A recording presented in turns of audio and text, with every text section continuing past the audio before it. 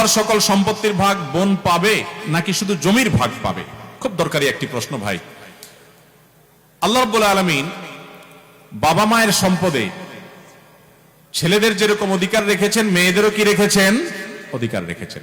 এই অধিকারটা শুধু জমি জমাতে না, সকল সম্পদে।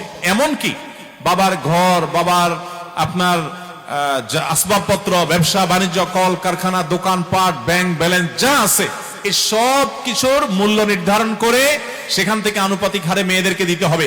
আমি প্রায় সময় বলার চেষ্টা করি, আমাদের দেশে বাবা বা মা মারা যাওয়ার পরে ভাই হিসাবে বোনের হক পাই পাই করে কোরআন বর্ণনা অনুযায়ী বুঝাই দিচ্ছেন, এরকম মায়ের পুত খুব কম আছে।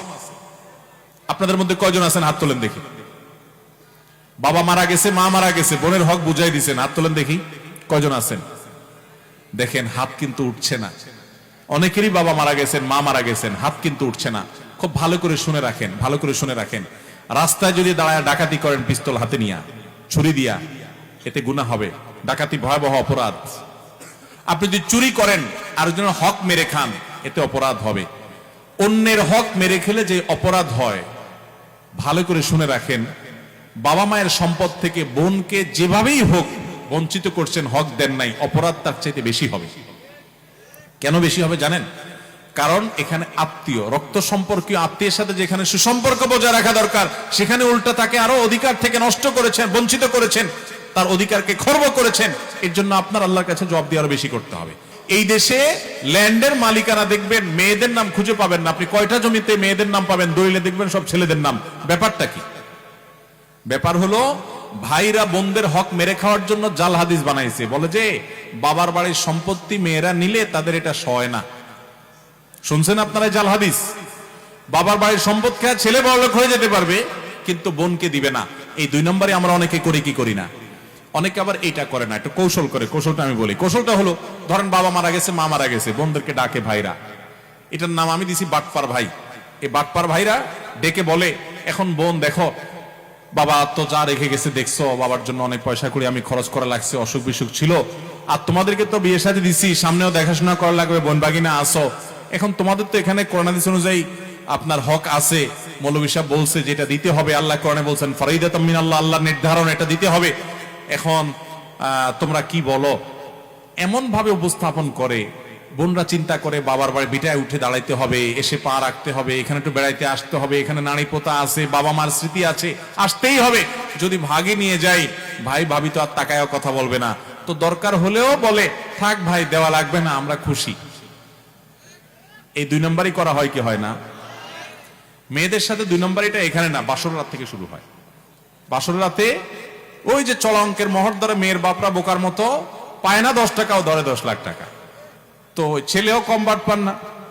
বাসর ঘরে যায় বউরে বলে, দেখো মোহর তো 10 লাখ ধরছে, আল্লাহ রহমতে কয়দিন পরে ইটালি চলে যাব, কত 10 লাখ আসবে, সবই তো তোমার।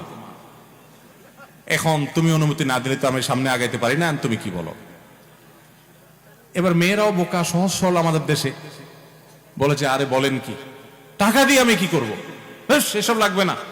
সে মাফ করে দেয়, বাস ছেলে পার পায়ে গেল আর কি। এই বাটপারি মেয়েদের সাথে ওই বাসর রাত থেকে শুরু হয়, বাবা মার সম্পদ পর্যন্ত। ফুফু হয়ে গেছে, কয়জন মায়ের পুত আছেন বলতে পারবেন? আমার দাদা সম্পদ দেয় নাই, বঞ্চিত করছে, চাচারা দেয় নাই, বাপেরা দেয় নাই, আমি ভাতিজা হিসাবে ফুফুদেরকে ডেকে হক বুঝাই দিছি। এরকম আছেন মায়ের পুত? খুব একটা নাই এ দেশে। ভাইরা আমার, নামাজ পড়তে পড়তে কপালে দাগ ফেলানো এটা সহজ। রোজা রাখতে রাখতে পেটকে ক্ষুধার্ত করে ফেলা এবং পিঠের সাথে লাগাই ফেলা সহজ। অনেক আমল করা এ দেশে অনেক সহজ, কিন্তু বাবা মার সম্পদে বোনদের অধিকার কোরআনের বর্ণনা অনুযায়ী পাই পাই করে বুঝাই দেব, এক ফোঁটাও রাখবো না। তারা না নিলে জোর করে দেবো এবং দেওয়ার সময় বলবো, বোন এটা নিতে তুমি হেজিটেশন করো না, তুমি এটা নাও। বাবার সম্পদে তোমার ভাগ নেওয়ার মানে এই না যে তোমার সাথে আমার সম্পর্ক শেষ হয়ে গেল। ভাই বোন, ভাই বোন রক্তের সম্পর্ক চিরকাল থাকবে। এই ভিটা তোমার, চিরকাল আসবা, বাবা মার স্মৃতি, এখানে তুমি সারা জীবন আসবা, আমি তোমার বাড়িতে যাব। এই হক নেওয়ার সাথে তোমার সাথে আমার সম্পর্ক শেষ হওয়ার কোনো সম্পর্ক নাই, তুমি 100 বার আসবা, এটা নিয়ে যাও। এরকম বুক ফুলায় বলার মতো বাই হওয়ার চেষ্টা করবেন তো ইনশাআল্লাহ। মনে রাখবেন, অন্যের হক মেরে মানুষ কখনো পয়সাওয়ালা হয় না ভাই। এই জমিন রেখে চলে যেতে হবে। হাদিসে আসছে নবী সাল্লাল্লাহু আলাইহি ওয়াসাল্লাম বলেছেন, 1 বিঘত জমি যদি আপনি মেরে দেন, 7 তবক জমিনকে আল্লাহ তাআলা আপনার গলায় ঝুলিয়ে দিবে, কত খাইতে পারিস খা, আযাব হবে। দুনিয়া থেকে নিতে পারবেন না কাপনে কাপড় ছাড়া কিছু, সব রেখে যেতে হবে। কাপনে কাপড়ের পকেট নাই, কাপনের কাপড়ের পকেট নাই, কিছু নিয়ে যেতে পারবেন না, সব রেখে যেতে হবে।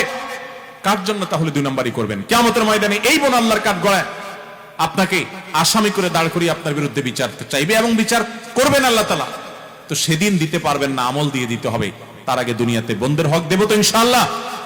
বোনদের হক শুধুমাত্র বাবার জমিনে থাকে না, অনেক ছেলেরা আছে বাংলাদেশের 99% মানুষ বলতে পারি আমি প্রায়, যে বাবার হক দেয় যারা, তারা ওই মাঠের জমি জমাতে কিছু লামসাম ভাগ দিয়ে দেয়, থোক কিছু দিয়ে দেয়, ঘর ভিটাতে দেয় না, বলে যে এটা ছেলেদের। সবগুলার মূল্য বের করে তাদেরকে সেই মূল্য আনুপাতিক হারে তাদের প্রাপ্য বুঝাই দিতে হবে। দেব তো সবাই ইনশাআল্লাহ। আল্লাহ আমাদের তৌফিক দান করুন।